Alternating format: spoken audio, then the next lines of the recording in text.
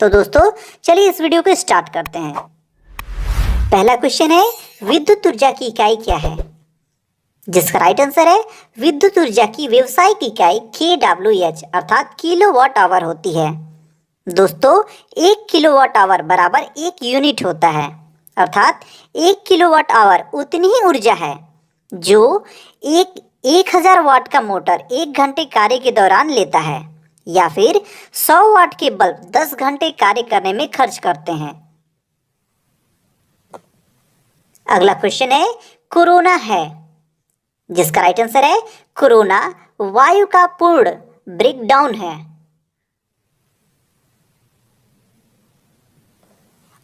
अगला क्वेश्चन है, कम्यूटेटर घटकों को एक दूसरे से की पतली परतों द्वारा पृथक किया जाता है। जिसका राइट आंसर है अभ्रक या माइका द्वारा पृथक किया जाता है।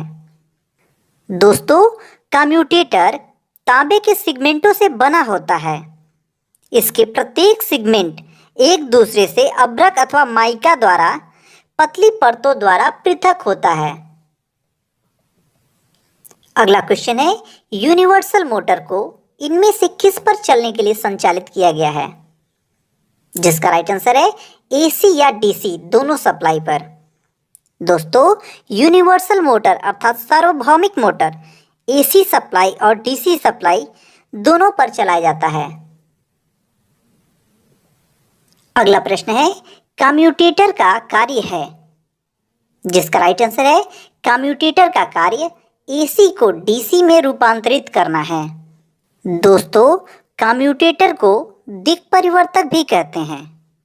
दोस्तों कम्यूटेटर डीसी जनरेटर के आर्मेचर पर उत्पन्न एसी को कार्बन ब्रश की सहायता से डीसी में बदलता है, और कम्यूटेटर डीसी मोटर में डीसी सप्लाई देने पर सप्लाई को बदलकर आर्मेचर को एसी प्रदान करता है, अर्थात कम्यूटेटर डीसी जनरेटर में एसी को डीसी में बदलता है और डीसी मोटर में डीसी को एसी में बदलता है। दोस्तों यह कथन विकिपीडिया से लिया गया है, लेकिन हमारे एग्जाम बोर्ड ने केवल एसी को डीसी में रूपांतरित करने के कथन को सत्य माना है।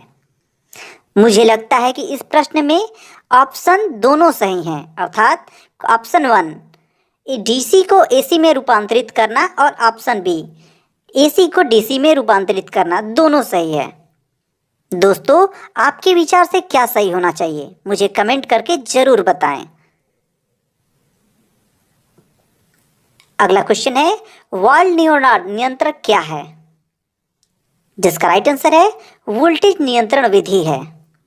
दोस्तों वाल्ड नियोनार्ड विधि आर्मेचर को वेरिएबल वोल्टेज दी जाती है और इस वेरिएबल वोल्टेज से डीसी मोटर की गति को कंट्रोल किया जाता है और साथ ही साथ मोटर के घूमने की दिशा को भी परिवर्तित किया जाता है। अगला क्वेश्चन है, ओम के नियम का सूत्र क्या है?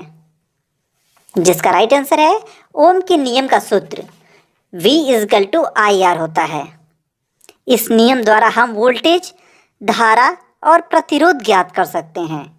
इस सूत्र में I बराबर धारा, V बराबर विभवांतर और R बराबर प्रतिरोध को दर्शाता है।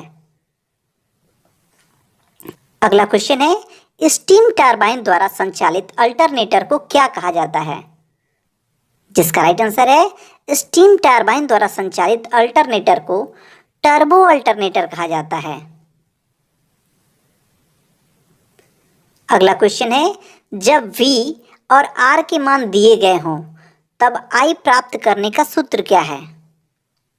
जिसका राइट आंसर है I = V/R। अगला क्वेश्चन है, इनमें से कौन सा ट्रांसफार्मर आकार में सबसे छोटा होता है? जिसका राइट आंसर है 5 kVA और 100 हर्ट्ज के ट्रांसफार्मर आकार में सबसे छोटे होते हैं।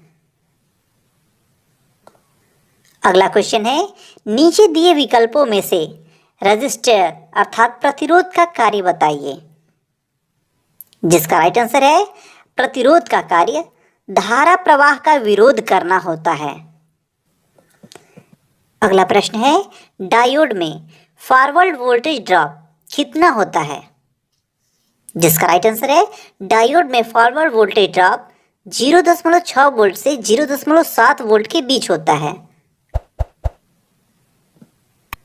अगला प्रश्न है, एक आईजीबीटी के 3 टर्मिनल क्या होते हैं? जिसका राइट आंसर है आईजीबीटी के 3 टर्मिनल संग्राहक, उत्सर्जक और गेट होते हैं। अर्थात आईजीबीटी के 3 टर्मिनल कलेक्टर, एमीटर और गेट होते हैं। दोस्तों, आईजीबीटी का पूरा नाम इंसुलेटेड गेट बाइपोलर ट्रांजिस्टर होता है। अगला प्रश्न है, ट्रांसफार्मर की क्रिया के लिए निम्नलिखित में से किसकी आवश्यकता होती है? जिसका राइट आंसर है प्रत्यावर्ती चुंबकीय फ्लक्स, अल्टरनेटिंग मैग्नेटिक फ्लक्स की आवश्यकता होती है। अगला प्रश्न है, 2 वाइंडिंग ट्रांसफार्मर का कार्य सिद्धांत क्या है? जिसका राइट आंसर है 2 वाइंडिंग ट्रांसफार्मर का कार्य सिद्धांत पारस्परिक प्रेरण है। अगला प्रश्न है, निम्नलिखित में से कैंडेला किसकी इकाई है? जिसके राइट आंसर है कैंडेला चमकदार तीव्रता की एसआई इकाई है। अगला प्रश्न है, ट्रांसफार्मर कोर लेमिनेटेड क्यों होती है? जिसका राइट आंसर है आवर्त धारा अर्थात एडी करंट हानि को कम करने के लिए। अगला प्रश्न है, विद्युत ऊर्जा की मात्रा को नापने के लिए निम्नलिखित में से कौन सा यंत्र उपयोग किया जाता है? जिसका राइट आंसर है एनर्जी मीटर। विद्युत ऊर्जा की मात्रा को नापने के लिए एनर्जी मीटर का इस्तेमाल किया जाता है।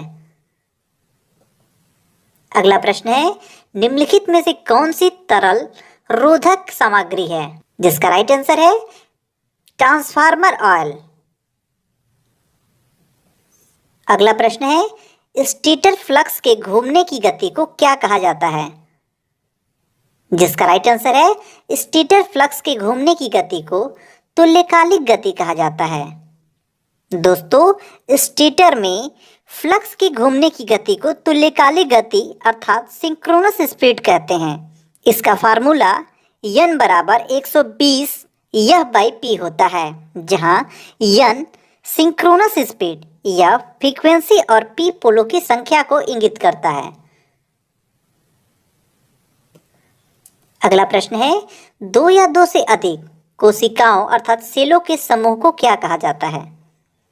जिसका राइट आंसर है 2 या 2 से अधिक सेलों के समूह को बैटरी कहते हैं।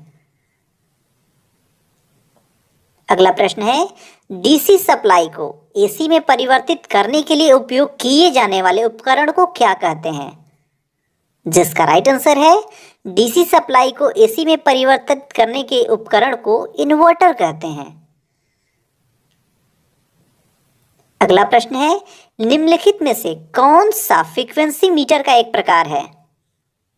जिसका राइट आंसर है इलेक्ट्रोडायनेमिक फ्रीक्वेंसी मीटर।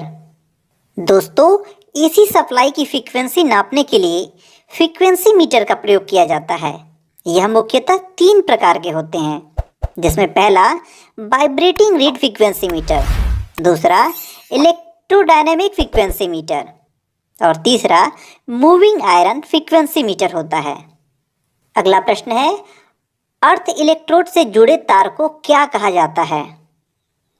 जिसका राइट आंसर है अर्थ इलेक्ट्रोड से जुड़े तार को अर्थ लीड कहा जाता है। दोस्तों, वह तार जिससे अर्थ इलेक्ट्रोड से कनेक्शन किया जाता है उसे अर्थ लीड कहते हैं। दोस्तों, वीडियो अच्छी लगी हो तो एक लाइक कर दें।